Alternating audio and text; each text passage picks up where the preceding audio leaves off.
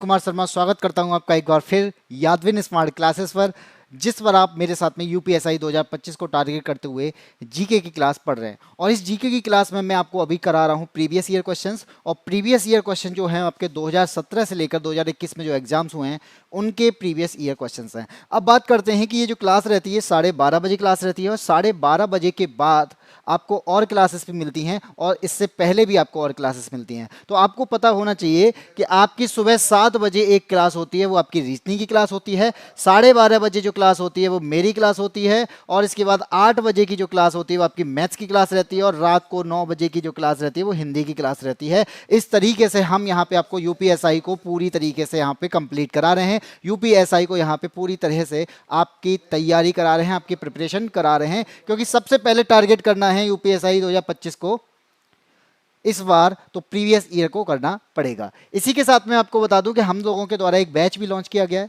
और इस बैच का नाम है चाणक्य बैच। और ये चाणक्य बैच यहां पर आपको मिलने वाला है 599 रुपए में, और 599 रुपए में हम यूपीएसआई को पूरी तरह से स्ट्रेटजी के साथ को फॉलो करते हुए, और यहां पर आपको कंसेप्ट के साथ में पूरी तैयारी कराने वाले हैं। तो इसी के साथ में ये बैच आपको कहाँ मिलेगा, तो ये बैच मिलेगा आपको बाईएससी ऐप पर, और बाईएससी ऐप को आपको डाउनलोड करना है, रजिस्ट्रेशन करना है। रजिस्ट्रेशन के बाद में आप जाकर पेड कर सकते हैं, यानी इस बैच को खरीद सकते हैं। इसके बाद हम स्टार्ट करते हैं आपका पहला क्वेश्चन, और ये क्वेश्चन नंबर 1 क्या है। क्वेश्चन नंबर 1 आपका यहाँ पे स्टार्ट होता है, और सबसे पहले आपको याद रखना है कि जब भी हम कोई भी क्वेश्चन करते हैं तो उसके लिए आप कॉपी पेन लेके जरूर बैठें, जिससे आपको जो चीज़ एक्स्ट्रा में मिलती है आप उसे नोट कर पाएं।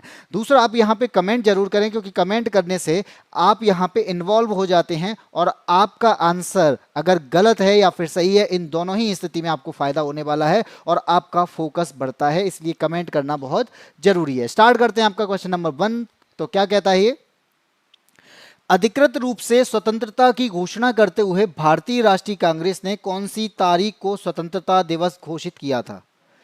स्वतंत्रता की घोषणा करते हुए भारतीय राष्ट्रीय कांग्रेस ने कौन सी तारीख को स्वतंत्रता दिवस घोषित किया था। तो आपके माइंड में डायरेक्ट आंसर आएगा कि 15 अगस्त 1947 इसका आंसर हो सकता है। लेकिन यहां पे बात की जा रही है जब हमने पूर्ण स्वराज की प्रस्ताव पारित किया था, जब हमने पूर्ण स्वराज घोषित किया था, और वो तारीख क्या थी, वो थी 19 दिसंबर 1929। तो भारतीय राष्ट्रीय कांग्रेस के द्वारा 19 दिसंबर 1929 को ऐतिहासिक पूर्ण स्वराज प्रस्ताव लाहौर सत्र में पारित किया गया था। और इसके बाद 31 दिसंबर को जो नेहरू थे उन्होंने रावी नदी के तट पर तिरंगा को फहराने का काम किया था। फिर उसके बाद 26 जनवरी 1930 को यह तिथि घोषित कर दी गई, और 26 जनवरी 1930 को पूरे राष्ट्र में प्रथम स्वतंत्रता दिवस मनाने का भी निश्चय किया गया था, जिसे हम पूर्ण स्वराज के नाम से जानते हैं। और आपको यह भी पता है 1947 में हम आजाद हुए थे, जिस दिन हम आज स्वतंत्रता दिवस मनाते हैं। तो यहां तक 1929 के बाद 1947 तक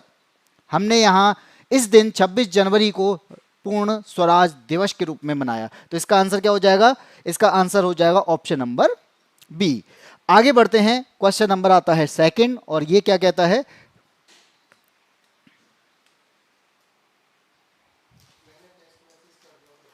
क्वेश्चन नंबर 2 आपको यहां पे कहता है इनमें से कौन सा विषय संघ सूची का एक हिस्सा है। आपको मालूम होगा कि जब आप यहां पे जितने भी प्रैक्टिस सेट हमने यहाँ पे किए हैं, जितने भी हमने प्रीवियस ईयर क्वेश्चन किए हैं, सब में ये क्वेश्चन आपको मिला ही मिला है कि 7वीं अनुसूची के बारे में, जहां संघ, राज्य और संवर्ती सूची की बात की जाती है, जहां आर्टिकल नंबर 246 की बात की जाती है, जहां राज्य और केंद्र के बीच में शक्ति का विभाजन किया जाता है, और ये बात की जाती है, और हर एग्जाम में आपको ये मिला है। तो ये बात करता है किसकी, 7वीं अनुसूची की, और 7वीं अनुसूची में भी किसकी बात करता है, आर्टिकल नंबर 246। और ये आर्टिकल करता क्या है, विभाजन करता है किसका, शक्ति का विभाजन करता है। और ये विभाजन शक्ति का है, तो किसके बीच में शक्ति का विभाजन होगा, तो केंद्र और राज्य के बीच में शक्ति का विभाजन होगा। तो हमारे पास में केंद्र सरकार के लिए यहाँ पे संघ सूची का नाम दिया गया है, और संघ सूची के अंतर्गत जितने भी विषय आते हैं उन पर कानून बनाने का अधिकार किसी को होगा, तो किसको होगा, केंद्र को होगा। और इसी तरीके से राज्य सूची के अंतर्गत जितने भी विषय आते हैं उनमें कानून बनाने का अधिकार किसी को होगा तो किसको होगा, राज्य को होगा। और समवर्ती सूची का मतलब क्या है कि संघ और राज्य दोनों ही मिलकर इस पर कानून बना सकते हैं। तो इस पर कुछ विषय हैं और उनमें से यहां पे आपको कुछ विषय दिए गए हैं और इन विषय में ऐसा कौन सा है जो यहां पर संघ सूची का हिस्सा है। तो हम क्या आंसर देंगे, आपके यहां पे आंसर क्या हो जाएगा, सबसे पहला ऑप्शन कहता है कैदियों को एक राज्य की जेल से दूसरे राज्य में भिजवाना। यानी एक राज्य से दूसरे राज्य में अगर कैदी को भिजवाना है तो वो ये किसके अंतर्गत आएगा, तो भाई ये राज्य सरकार के भी अंतर्गत आएगा, ये केंद्र सरकार के भी अंतर्गत आएगा। तो ये समवर्ती सूची का हिस्सा है। जब बात करते हैं यहां पे विवाह की या तलाक की, तो विवाह और तलाक से रिलेटेड जो भी कानून बनाए जाते हैं इस पर केंद्र सरकार भी कानून बना सकती है और राज्य सरकार भी कानून बना सकती है। तो इसका मतलब ये भी किस में आएगा, ये भी आपका समवर्ती सूची का हिस्सा है। बात करता है अगला ऑप्शन नंबर सी जो कहता है रेल सेवा। तो रेल का जो परिवहन है, रेल की जो सर्विस है जो हमें मिलती है, ये किसके अंडर आती है, ये आपकी अंडर आती है संघ सूची के। यानी केवल इस पर कानून बनाने का अधिकार किसी को होगा तो केंद्र सरकार को होगा। तो इसका आंसर क्या हो जाएगा, ऑप्शन नंबर सी आंसर हो जाएगा। नेट एएसपी का आंसर है सी, गौरी का आंसर है डी। चलिए कोई बात नहीं है, आप आंसर सही से दीजिए क्योंकि आंसर यहाँ पे थोड़े से जो हैं आपके गलत आ रहे हैं। सेकंड का आंसर जो होगा वो ऑप्शन नंबर सी होगा। आगे बढ़ते हैं, क्वेश्चन नंबर 3 पे आते हैं। आपने देखा होगा कि हमारे कंप्यूटर जो होते हैं, कंप्यूटर में कभी कभी कोई भी चीज नुकसान पहुंचाने के लिए ऐसा कुछ हमारे एंटर कर जाता है और एंटर करने के बाद में वो धीरे धीरे धीरे करके हमारे जो अंदर सॉफ्टवेयर जो होते हैं उन सॉफ्टवेयर को नुकसान पहुंचाने का काम करता है। और वो नुकसान पहुंचाते पहुंचाते क्या करता है, कंप्यूटर के अंदर बहुत सारी चीज़ों के अंदर वो चीज़ें नुकसान, इतना ज़्यादा नुकसान हो जाता है वो खुलती भी नहीं है, यानी वो फाइल तक खुलती नहीं है। तो यहाँ पर डेटा चुराना, डेटा को नुकसान पहुंचाना, और यहाँ पर ये जो किस उद्देश्य से बनाए गए हैं, ऐसे उद्देश्य को हम क्या कहते हैं, जिस उद्देश्य से बनाए जाते हैं उसे मालवेयर कहते हैं। और ये मालवेयर जो होते हैं ये क्या करते हैं, ये हमारी कंप्यूटर में एंटर कर जाते हैं और नुकसान पहुंचाते हैं। लेकिन इनमें से एक मालवेयर ऐसा भी है जो क्या करता है, जो आपके कंप्यूटर में नुकसान तो करता है लेकिन आप इसका पता नहीं लगा सकते, और जब आपको पता नहीं लगेगा तो उसे हटा भी नहीं सकते। और ये धीरे धीरे धीरे आपके कंप्यूटर को नुकसान करता जाएगा और धीरे धीरे इसकी स्पीड को कम करता जाएगा, इसके प्रोसेसर को कम करता जाएगा, और ये आपके डेटा को भी क्या कर लेगा, स्टोर कर लेगा, यानी एक वहां से क्या कर लेगा, चुरा लेगा। तो यही बात यहां पर लिखी हुई है कि जिसका पता लगाना भी मुश्किल है और उसे हटाना भी मुश्किल है। कई विशेषज्ञों का कहना है कि उसे खत्म करने के लिए अपनी हार्ड ड्राइवर को साफ करके सब कुछ नए सिरे से इंस्टॉल करना होता है। यानी हमें फॉर्मेट करनी होती है, यानी जो हमारा डेटा होता है वो पूरा डेटा भी जा सकता है, फॉर्मेट करना होता है इसके लिए। फिर कहता है इस तरह से डिजाइन किया जाता है कि जिससे जानकारी जुटाने वाला दूसरा मालवेयर आपके कंप्यूटर की आपकी सारी संवेदनशील जानकारी जुटा ले और आपका भनक तक ना लगे। यानी इसका पता लगाना मुश्किल है, इसको हटाना अगर मुश्किल है तो आपको पता भी नहीं चलेगा और आपकी डेटा की जो जानकारी है, आपका जो डेटा है वो कोई दूसरे कंप्यूटर में एंटर भी कर देगा और आपको मालूम भी नहीं पड़ेगा। इसलिए कौन सा है, आपका आंसर हो जाएगा ऑप्शन नंबर ए। ये नाम कौन सा है, रूट किट नाम का मालवेयर है जो आपके कंप्यूटर को नुकसान पहुंचाता है आपके बिना बताए। ठीक है, आपका बिना पता लगाए, कोई बात नहीं, नहीं पता है तो मैंने आंसर बता दिया है। ठीक है, क्वेश्चन नंबर 4 आता है यहां पे। आपको पता है आपदा प्रबंधन की बात की जाती है। आपदा प्रबंधन का मतलब है कि जब कोई डिजास्टर होता है, आपको पता है कभी भूकंप आ जाता है, भूकंप का के अलावा यहाँ पे कभी तूफान आ जाता है, कभी बाढ़ आ जाती है। तो ऐसी प्राकृतिक आपदाओं को यहाँ पे समन्वय स्थापित करना है। ऐसी प्राकृतिक आपदाओं से हमें अगर कोई बचाने आता है तो वहाँ पर उसके लिए हमें क्या करना पड़ेगा, एक कानून बनाना पड़ेगा। और वो कानून क्या है, वो कानून है आपका आपदा प्रबंधन अधिनियम। क्या है वो, आपदा प्रबंधन अधिनियम। और ये कानून कब बनाया गया, यानी ये एक्ट कब बनाया गया, तो इसकी डेट है आपकी 2005, यानी ये अधिनियम 2005 में बनता है। और 2005 में बनने के बाद यहाँ पर इसके अंदर क्या बनाया जाता है, इसके अंदर राष्ट्रीय आपदा प्रबंधन प्राधिकरण बनाया जाता है। और इसकी जो स्थापना की जाती है, इस प्राधिकरण की जो स्थापना की जाती है वो कब की जाती है, 2005 में की जाती है। और 2005 में भी कब की जाती है, तो आपका आंसर क्या होगा, 23 दिसंबर को की जाती है। तो 23 दिसंबर 2005 को राष्ट्रीय आपदा प्रबंधन प्राधिकरण की यहाँ पे क्या की जाती है, स्थापना की जाती है। और फिर इसके अध्यक्ष की बात करते हैं। इसके अध्यक्ष की अगर हम बात करेंगे तो इसका जो अध्यक्ष होगा वो कौन होगा, वो हमेशा कौन होगा, वो पीएम होगा। तो इसी तरह से आप देखते होंगे जब भी यहाँ पे कोई भी आपदा होती है, कोई भी आपदा का कोई कारण बनता है, यानी कोई नेचुरल डिजास्टर आता है, या फिर कह सकते हैं कहीं किसी भी देश में भूकंप आता है, तो यहाँ पर आप तुरंत देखते होंगे कि पीएम के द्वारा यहाँ कोई ना कोई एक ऑपरेशन चलाया जाता है जो आपदा प्रबंधन प्राधिकरण के तहत आता है। तो ये आप यहाँ पे अध्यक्ष तो देख पा रहे हैं प्रधानमंत्री है, लेकिन ये एजेंसी किसकी है ये भी याद रखना। ये भले ही इसके अध्यक्ष पीएम है, तो लेकिन इसकी जो एजेंसी है, इसको कंट्रोल करने वाली एजेंसी है, वो है आपकी गृह मंत्रालय। तो ये गृह मंत्रालय ही एक एजेंसी है जो यहाँ पर नेशनल जो आपदा प्रबंधन अधिनियम 2005 को देखती है। हर्ष वर्मा भाई, राधे राधे। हर्ष वर्मा बहुत बढ़िया हैं, हम बहुत दिनों बाद आप दिखाई दिए हो। इसी तरह से भाई क्लासेस स्टार्ट हो चुकी हैं और क्लासेस रोजाना चलती हैं 12:30 बजे। तो आप यहाँ पे 12:30 बजे बिल्कुल आ सकते हो, ठीक है। चलिए आगे बढ़ते। मैं बड़े दिन बाद नहीं हूँ, मैं इस पर रोजाना क्लासेस लेता हूँ, ठीक है। मैं क्लासेस रोजाना देता हूँ। क्वेश्चन नंबर 5 की बात आती है। अगला क्वेश्चन है, आपको पता है हर राज्य का सर्वोच्च रैंकिंग भारतीय वन सेवा अधिकारी होता है। हर राज्य का सर्वोच्च रैंकिंग भारतीय वन सेवा अधिकारी, यानी जिसे हम क्या कहते हैं, आईएफएस अधिकारी कहते हैं। तो राज्य का सर्वोच्च रैंकिंग अधिकारी अगर है तो वो आईएफएस अधिकारी है।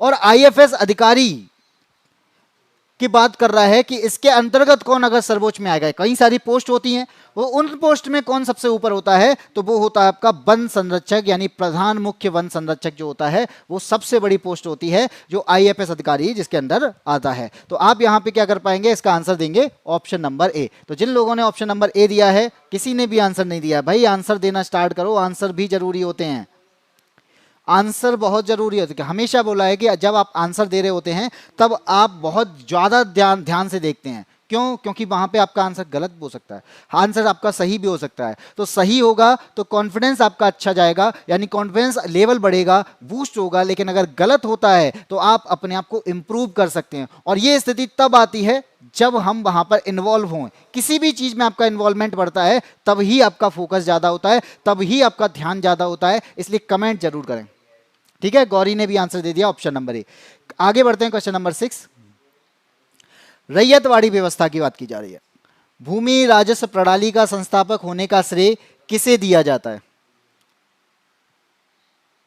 तो रैयतवाड़ी व्यवस्था की बात करते हैं, लेकिन आपने एक बात सुनी होगी कि रैयतवाड़ी जो व्यवस्था है ये ब्रिटिश राज के दौरान शुरू हुई थी। ये कब स्टार्ट हुई थी? ब्रिटिश राज के दौरान स्टार्ट हुई थी। और ये भू राजस्व प्रणाली है, यानी यहाँ पे हम भूमि पर टैक्स जो लेते हैं उसकी ये सिस्टम है, उसका एक प्रणाली है। तो इसकी जो शुरुआत की जाती है वो ब्रिटिश शासन में थॉमस मुनरो के द्वारा की जाती है। 1820 से 1827 के आसपास ये गवर्नर रहे थे, तो उस टाइम पे ये स्टार्ट की जाती है। लेकिन यहाँ पे पूछा जा रहा है, यहाँ पे तो बोला गया है कि इनमें से संस्थापक कौन है। तो आपको पता होना चाहिए, एक बंदोबस्त निकाला गया था जिसे हम कहते हैं टोडरमल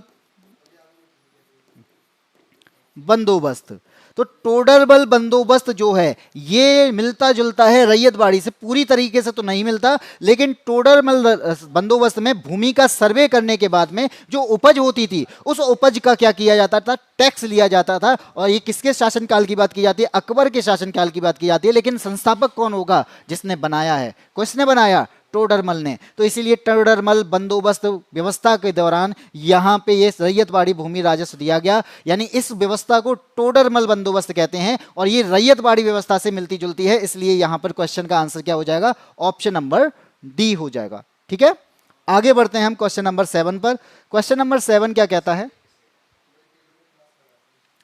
कंप्यूटर तकनीक। आपको मालूम होगा, हाँ जी, अकबर का नवरत्न था, जो अकबर के नवरत्न थे उस नवरत्न में से एक था टोडरमल, ठीक है। बात करते हैं क्वेश्चन नंबर आपके 7 की। क्वेश्चन नंबर 7 कहता है कि कंप्यूटर तकनीक की 5वीं पीढ़ी किस पर आधारित है? आपको पता होगा कि जब कंप्यूटर पहली बार बने होंगे तब हमने उसे क्या बोला होगा? First generation. और इसी तरह से अपडेट हुआ होगा, इसी तरह से उसके अंदर मॉडिफिकेशन हुआ होगा, और यहां पर सेकंड जनरेशन आई होगी, थर्ड जनरेशन आएगी, फोर्थ जनरेशन आई होगी, और एक जनरेशन आती है जिसे हम 5वीं पीढ़ी का कंप्यूटर कहते हैं, यानी 5th जनरेशन कंप्यूटर कहते हैं। और ये 5th जनरेशन कंप्यूटर किसी ना किसी प्रोसेसर पर काम करता होगा, तो वही आपका आंसर पूछा जा रहा है। तो लेकिन अगर मैं यहां पे बात करूं तो आपका जो फर्स्ट जनरेशन है, फर्स्ट जनरेशन के जो कंप्यूटर आए थे वो वैक्यूम ट्यूब, उनके अंदर क्या मिला, उनके अंदर वैक्यूम ट्यूब मिला था। और ये भी आपको याद होना चाहिए कि ये बहुत बड़े आकार के हुआ करते थे, कमरे के बड़े आकार के हुआ करते थे, जिसकी वजह से ये बहुत महंगे पड़ते थे और बहुत ज्यादा जगह घेरते थे। इसके बाद जो इसका जनरेशन आई वो सेकंड जनरेशन आई, और सेकंड जनरेशन में क्या हुआ, हमने वैक्यूम ट्यूब की जगह पे किसका यूज किया, ट्रांजिस्टर का यूज किया। किसका यूज किया, ट्रांजिस्टर का यूज किया। और इसके बाद जनरेशन आती है थर्ड, और थर्ड जनरेशन के अकॉर्डिंग हमने यहाँ पे आईसी लगाना स्टार्ट किया। क्या लगाना स्टार्ट किया, आईसी। तो यहाँ पर आईसी के बाद में हमने यहाँ पे फोर्थ जनरेशन के कंप्यूटर देखे, और इसके अंदर क्या आता है, माइक्रो प्रोसेसर आता है। और माइक्रो प्रोसेसर के बाद आज के टाइम पे फिफ्थ जनरेशन के कंप्यूटर चल रहे हैं, और इन फिफ्थ जनरेशन के कंप्यूटर में यहाँ पे क्या है,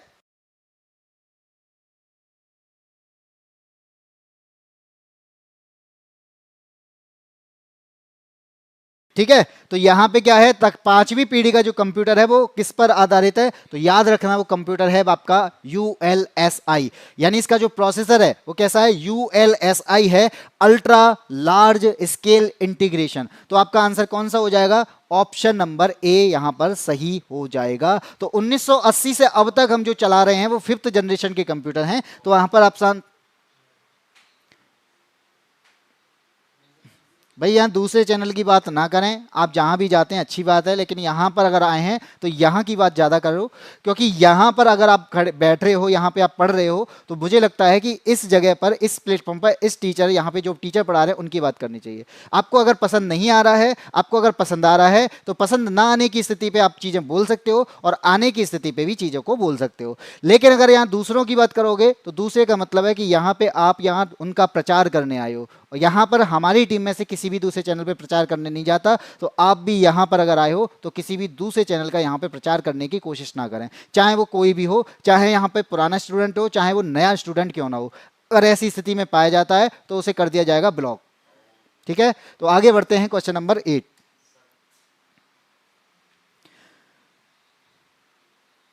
मेरी क्लास चले या ना चले, अगर आप उस टाइम पे जाते हो तो आप अपने साथियों से व्हाट्सएप के थ्रू, आप अपने साथियों से फेसबुक के थ्रू, मैसेंजर के थ्रू, कॉल के थ्रू बोल सकते हो कि इस चैनल पे आ जा। लेकिन आप यहाँ पे आकर अगर दूसरे चैनल की बात कर रहे हो तो इसका मतलब ये है कि आप हमारे यहाँ पे बेइज्जती कर रहे हो कि हम लोग उतना अच्छा नहीं पढ़ा रहे हैं। ठीक है, तो अगर आपको ऐसा लगता है तो आप उन वहाँ पर जाकर पढ़ सकते हैं। यहाँ पे किसी को यूट्यूब है क्या, आप जहाँ पे अच्छा लग रहा है वहाँ पढ़ें।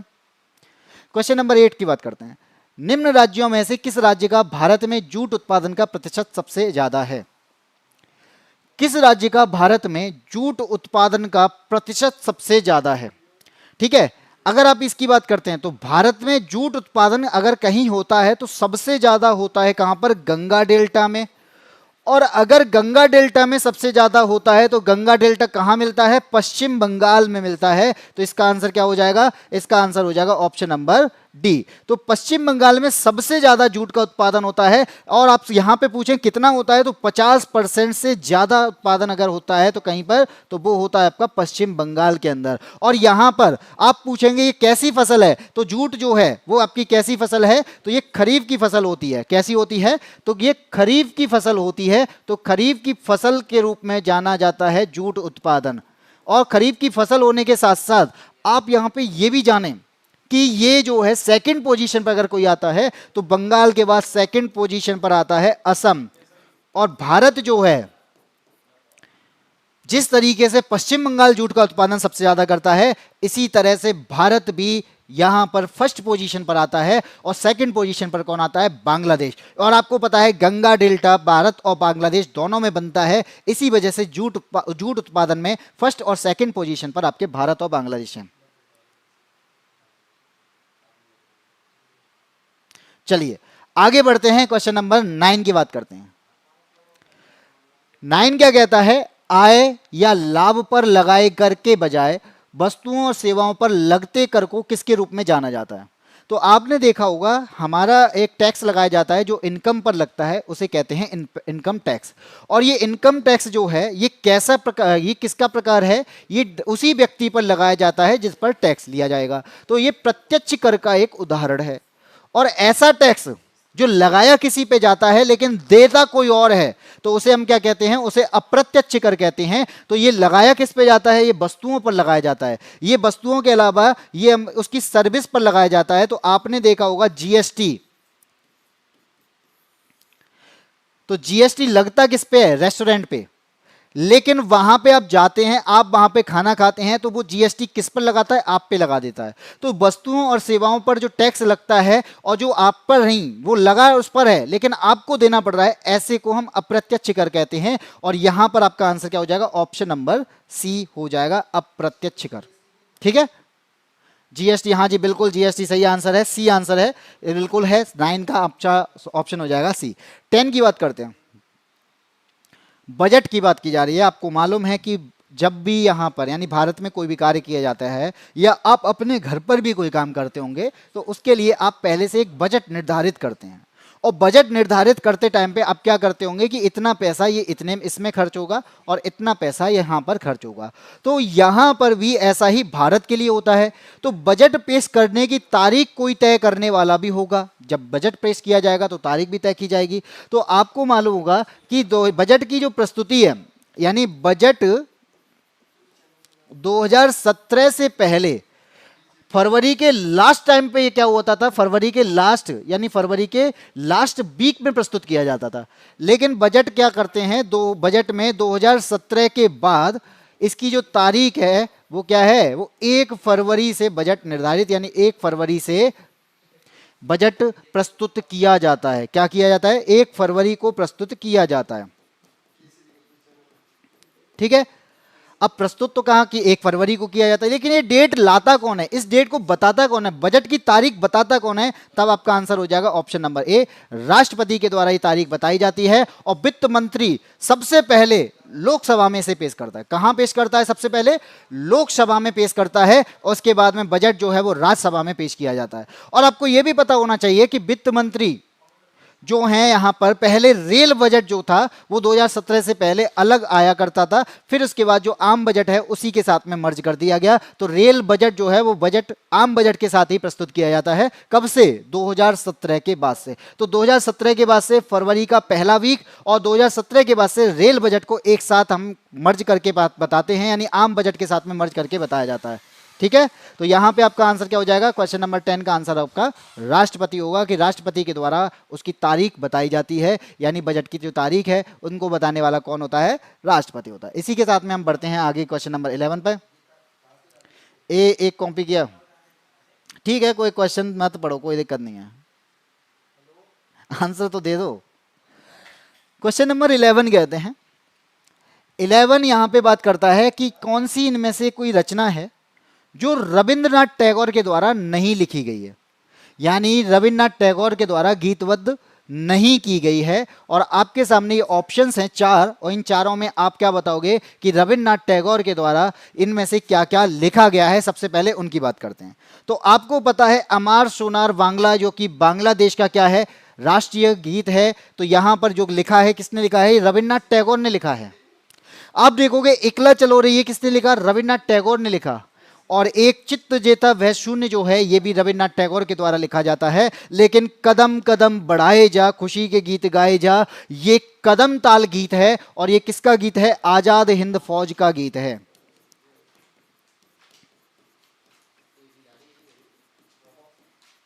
ये आजाद हिंद फौज का क्या है, कदम ताल गीत रहा। और आपको ये मालूम होना चाहिए ये सुभाष चंद्र बोस के द्वारा लिखा गया। ठीक है, तो आंसर क्या होगा, सी होगा। सबके साथ धोखा हुआ क्वेश्चन में भाई धोखा कुछ नहीं है, क्वेश्चन को पढ़ना होता है, क्वेश्चन को समझना होता है, क्या कह रहा है उसके बाद आंसर देना होता है। अब वहां पर क्या करते हैं, आपको पता है आपका दिमाग क्या काम करता है, सबसे पहले उन चीजों पर फोकस करता है जो चीज हमें आती है या जो चीज हमने कहीं सुनी होगी। अब इन चारों में से आपने कब से ज्यादा कौन सा सुना होगा, ये तीनों सुन लिए होंगे, और चित्त जेता वह शून्य नहीं सुना होगा। तो क्या होगा, आपके माइंड में सबसे पहले अगर कोई आंसर आएगा तो डी आएगा। क्यों, क्योंकि यही एक ऐसा है जो हमने नहीं सुना होता, बाकी आपने सब सुने हुए हैं। लेकिन यहां पर दिमाग को सबसे पहले ये क्वेश्चन समझाना होता है, उसके बाद में उसके आंसर देने होते हैं। ठीक है, चलो आगे बढ़ते हैं, क्वेश्चन नंबर 12 पर आते हैं। कौन सी नदी हैदराबाद शहर से होकर बहती है, यानी कौन सी नदी हैदराबाद शहर से होकर बहती है, यानी ये सीधा सीधा पूछा जा रहा है हैदराबाद किस नदी के किनारे है। तो एक आपकी नदी है जिसका नाम है मूसी नदी, एक नदी है जिसका नाम है मूसी नदी। तो हैदराबाद किस नदी के किनारे है, मूसी नदी के किनारे है। और इस मूसी नदी की मैं बात करूं तो ये कृष्णा नदी की सहायक नदी है।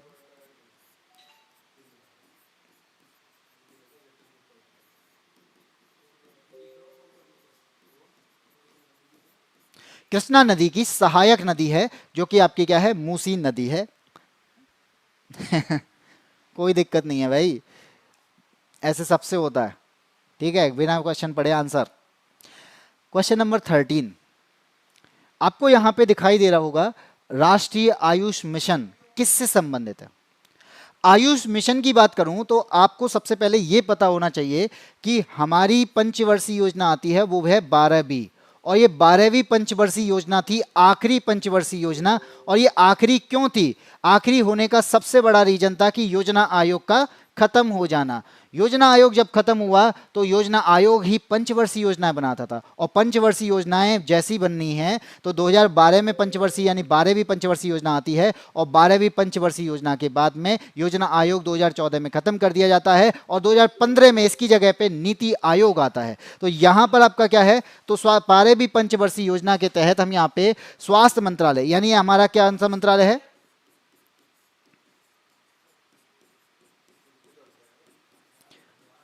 तो यहां पर रहता है आपका स्वास्थ्य मंत्रालय। और स्वास्थ्य मंत्रालय के आयुष विभाग के द्वारा क्या हो रहा है, स्वास्थ्य मंत्रालय के एक विभाग है जिसका नाम है आयुष विभाग।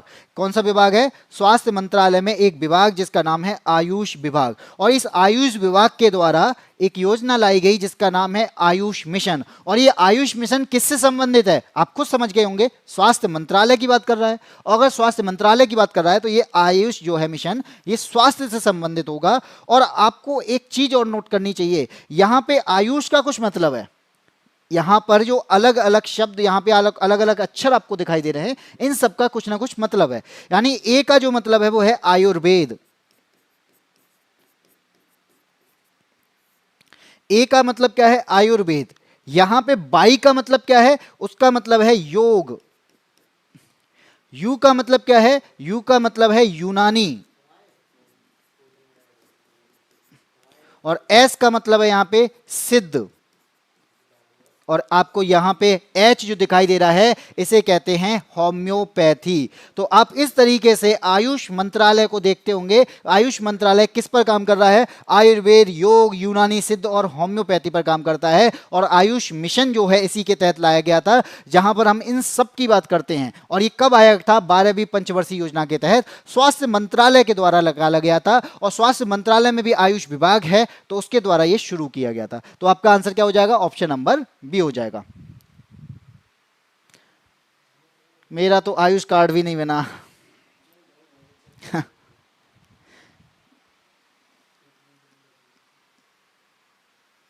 चलो आगे बढ़ते हैं। क्वेश्चन नंबर आता है 14।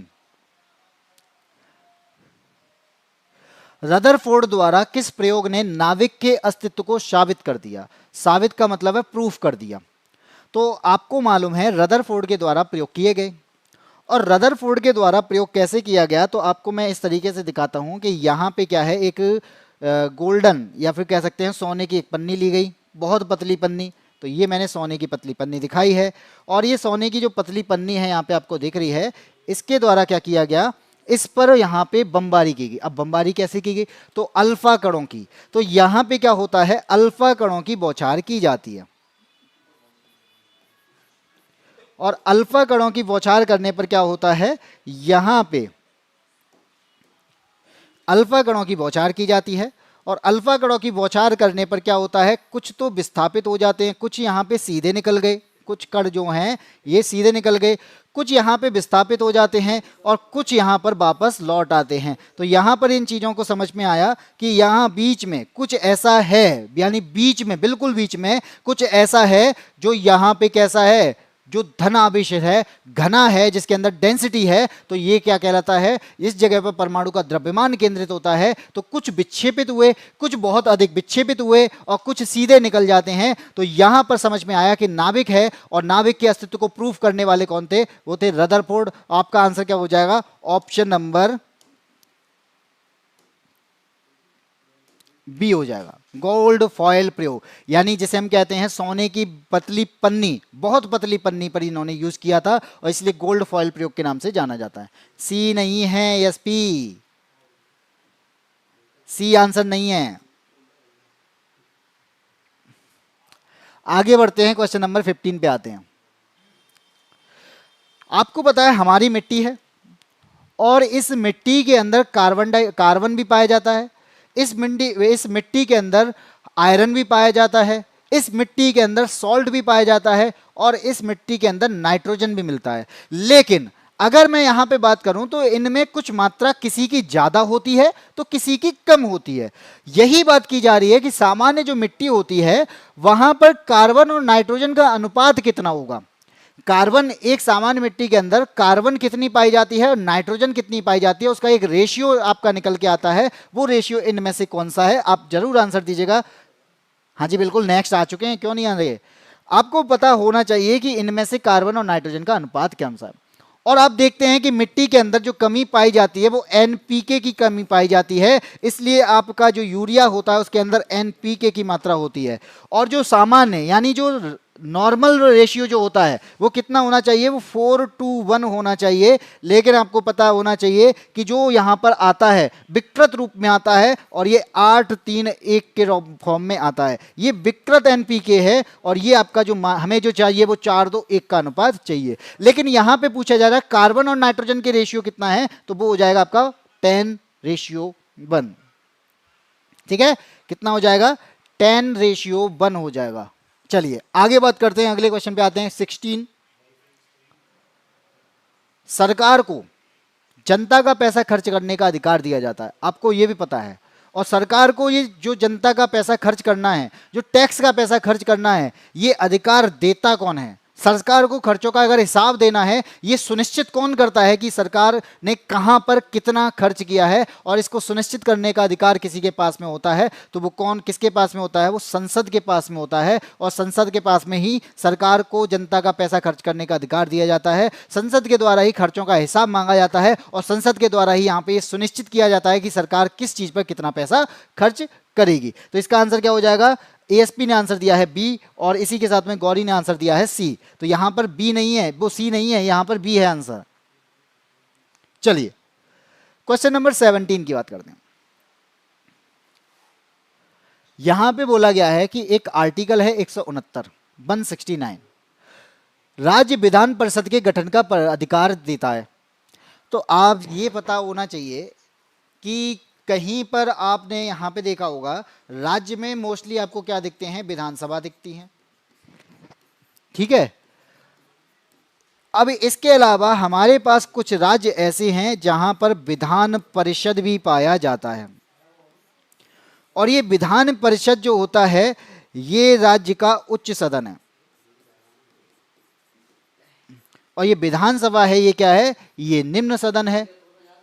अब मान लीजिए किसी भी यानी किसी भी राज्य में हमें विधान परिषद का गठन करना है, इसका जो आर्टिकल है वो तो 169 है, लेकिन करेगा कौन, तब इसका आंसर क्या होगा, इसको गठन करने का अधिकार या किसी भी राज्य में विधान परिषद का समाप्त करने का अधिकार किसी के पास है, तो वो भी किसके पास है, वो भी संसद के पास है। तो यहां पे आपका जो आंसर हो जाएगा वो क्या होगा, मेरा गलत, हाँ जी गलत होगा। क्योंकि गलत इसलिए होगा, आप यहां पर क्वेश्चन समझ ही नहीं पा रहे हैं, इसलिए गलत होगा कि यहां पर मोस्टली जो बड़े काम किए जा रहे हैं वो संसद के द्वारा किए जाते हैं, क्योंकि संसद के अंदर लोकसभा राज्यसभा दोनों होती हैं, और जहां पर लोकसभा राज्यसभा दोनों की बात की जा रही है वहां पर मोस्टली आपको संसद ही दिखेगा।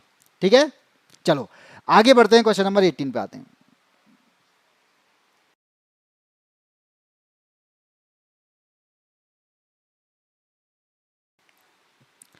क्वेश्चन नंबर 18 क्या कहता है, क्वेश्चन नंबर 18 है हड़प्पा सभ्यता से रिलेटेड। और हड़प्पा सभ्यता में गढ़ नाम की एक जगह हुआ करती थी। तो ये गढ़ किससे संबंधित हुआ करता था, आपके सामने यहां पर 4 ऑप्शन दिए गए हैं। पहला ऑप्शन आपको कहता है उच्चतर वर्ग के लोग रहते हैं। दूसरा कहता है कि यहाँ पर पूरे शहर के लिए भोजन तैयार किया जाता था। सी कहता है कि भाई निचले वर्ग के लोग रहते हैं और वहाँ पुस्तकें रखी जाती थी। तो आपको मालूम होना चाहिए हड़प्पा सभ्यता आई थी और इस हड़प्पा सभ्यता में हमें यहाँ पे कुछ जो चीज़ें जो थी वो ऊंची दिखाई दी और कुछ जो हैं बस्तियां वो नीचे की तरफ में दिखाई दी। इसका मतलब है यहाँ पर उच्चतर वर्ग और निम्नतर वर्ग का भी हिसाब रहता था, यानी हमारा उच्चतर वर्ग भी था और निम्न वर्ग भी रहता था। उच्चतर वर्ग जो था वो जो रहते थे वो दुर्ग वाली जगह पर रहते थे, वहां पे दुर्ग बनते थे, यानी वहां पे किले बंदी भी होती थी और ऊंचे चबूतरे पर रहते थे। और ऊंचे चबूतरे पर जो चीजें बनाई जाती थी, जो जगह होती थी, उसे गढ़ नाम कहा जाता था। तो इसका आंसर क्या होगा? जहां पर उच्चतर वर्ग के लोग बसते थे वहां पर यहाँ पे गढ़ बनाए जाते थे, यानी किलेबंदी की जाती थी। और यहाँ आपने बहुत सारी विशेषताएं भी देखी होंगी कि यहाँ पर हड़प्पा सभ्यता में सिंचाई प्रणाली बहुत अच्छी थी। हड़प्पा सभ्यता के अंदर नगर नियोजन बहुत अच्छा हुआ करता था। हड़प्पा सभ्यता के अंदर ड्रेनेज सिस्टम बहुत अच्छा हुआ करता था। हड़प्पा सभ्यता में ईंट का निर्माण हुआ था तो वो जलाकर हुआ था। धातुओं का भी निर्माण किया गया था। चीनी मिट्टी के बर्तन बनाए गए थे। कपास की खेती की जाती थी। ऊनी वस्त्र का निर्माण किया जाता था। तो आप यहाँ पे बहुत चीजें देखेंगे कि एक सुव्यवस्थित व्यवस्था अगर कहीं दिखती है, सुव्यवस्थित सभ्यता अगर कहीं दिखती है तो वो हड़प्पा सभ्यता कहलाती है। इसी का आपको ऑप्शन मिल जाएगा, ऑप्शन नंबर ए। ठीक है, गुड आफ्टरनून। बहुत लेट हो गए भाई, क्लास ओवर होने वाली है। 12:30 बजे क्लास स्टार्ट होती है और ये क्लास जो है वो 1:30 बजे तक रहती है, यानी आपके 12:30 बजे यानी 1 घंटे की क्लास रहती है। और 1 घंटे के अंदर बहुत सारी चीज़ें आपको मिलती हैं, तो भाई टाइम से आया करो। डाटा को मार दो। चलो क्वेश्चन नंबर 19 की बात करते हैं। ये जो आपको यहाँ पर दिखाई दे रहा है ये एक साइन है और ये साइन जो लगे होते हैं वो आपको नेशनल हाईवे पर या हाईवे पर देखने को मिलते होंगे। और ये हाईवे पर क्यों लगाए जाते हैं, या फिर इसलिए लगाए जाते हैं कि आपको यहाँ पर इन साइन के अकॉर्डिंग आगे की चीज़ों का पता लग सके कि आगे रास्ता कैसा है, आगे कोई मोड़ तो नहीं है, आगे कोई चौराहा तो नहीं है, आगे कोई तिराहा तो नहीं है, या आगे कोई रास्ता जो है वो ऊबड़ खाबड़ तो नहीं है। ये सारी जानकारी अगर आपको पता करनी होती है तो वो आपको बताते हैं साइन। कोई और बताने तो आएगा नहीं। तो वहां पर क्या लगाए जाते हैं? आपको बोर्ड लगाए जाते हैं और वहां साइन बनाए जाते हैं। और ये साइन का मतलब होता है, कुछ ना कुछ मतलब होता है। जैसा कि आपको यहाँ पे दिखाई दे रहा है, इस साइन का क्या मतलब है ये हमसे पूछा जा रहा है। तो आप बताइए क्या आंसर होगा? एएसपी का आंसर है बी। तो बता, और इसके अलावा और कौन आंसर देना चाहेगा कि जो हमें यहाँ पे दिखाई दे रहा है ये साइन क्या कह रहा है कि यहाँ पर जो साइन है ये वार्न करता है, ये ड्राइवर के लिए एक चेतावनी करता है, एक चेतावनी जारी करता है। क्या जारी कर रहा है कि ये रास्ता है ना, ये रास्ता आगे जाकर आप यहाँ पे देख पा रहे होगे, आगे जाके कैसा होता जा रहा है? पतला होता जा रहा है, नैरो होता जा रहा है। तो इसका मतलब क्या है कि अब आगे बढ़ रहे हो ना, तो ये नैरो ब्रिज है। ये ब्रिज जो है वो कैसा है? नैरो टाइप का ब्रिज है। तो आपको यहाँ पे आंसर क्या हो जाएगा कि आगे जो पुल बना है ये संकरा पुल है, ये नैरो है, इसलिए साइन का मतलब क्या हुआ? ये नैरो ब्रिज के लिए वार्न करता है ड्राइवर को।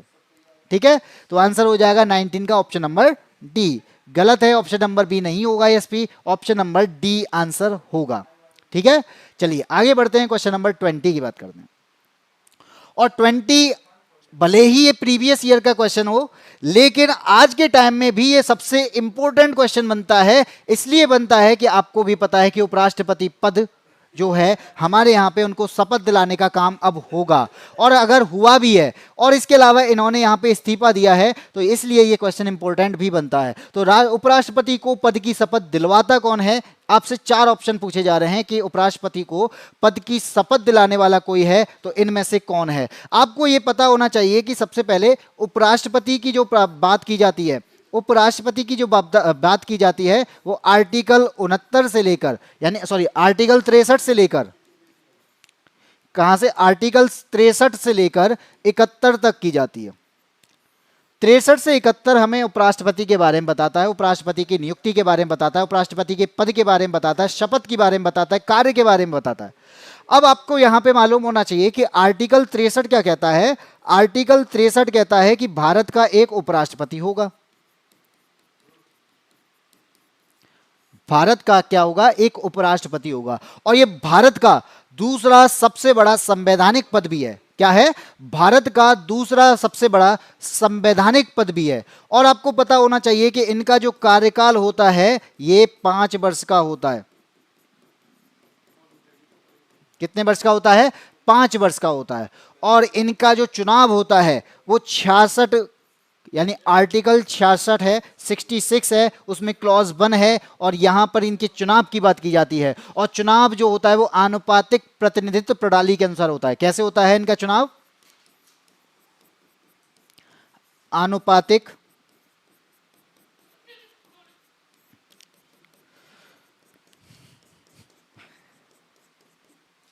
प्रतिनिधित्व प्रणाली। और इस प्रणाली के अनुसार आपकी जो यहाँ पे जिसे कहा जाता है, जो वोट बोले जाते हैं उन्हें क्या कहा जाता है?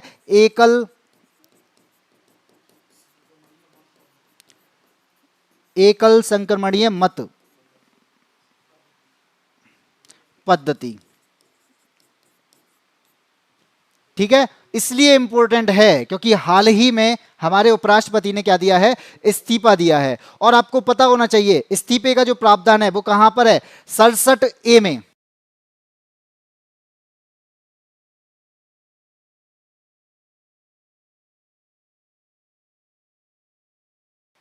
ठीक है, तो उपराष्ट्रपति के इस्तीफे की बात की जा रही है आजकल, तो ये इनके लिए आर्टिकल इंपॉर्टेंट बनता है। वो आर्टिकल कौन सा है? 67 क्लॉज 1 या फिर ए। तो 67A में तत्काल प्रभाव से इस्तीफे की बात की जाती है। और अगर मैं आर्टिकल 68 की बात करूं तो आर्टिकल 68 में क्लॉज है 2।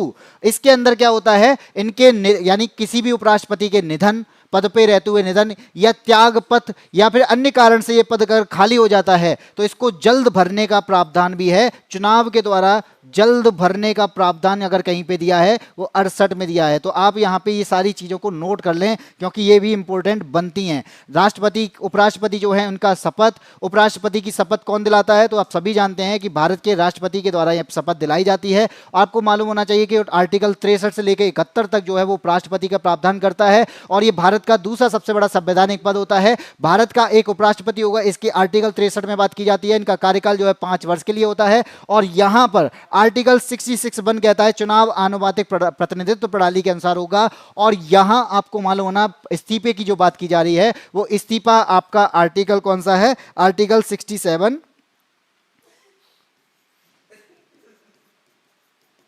ठीक है, चलिए आगे बढ़ते हैं। क्वेश्चन नंबर आता है 21। और ये 21 क्या कहता है? किस देश से सुभाष चंद्र बोस अंग्रेजों के खिलाफ मदद लेने गए थे?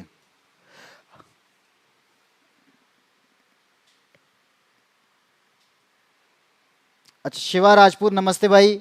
बोल क्या नहीं रहा? इतनी देर से मैं ही बोले जा रहा हूं। अब यहां पे नजर रखूंगा तो फिर उधर नहीं नजर चली जाती। अब मैंने क्वेश्चन पढ़ा दिया, अब नजर गई है तो मैंने बता दिया। हाँ जी, बी आंसर बिल्कुल सही है। एएसपी का, शिवा का, सबका आंसर बहुत अच्छा है। ऑप्शन नंबर बी जो है बहुत सही आंसर है। अब बात करते हैं इसकी। आपको पता है कि सेकेंड वर्ल्ड वॉर चल रहा था।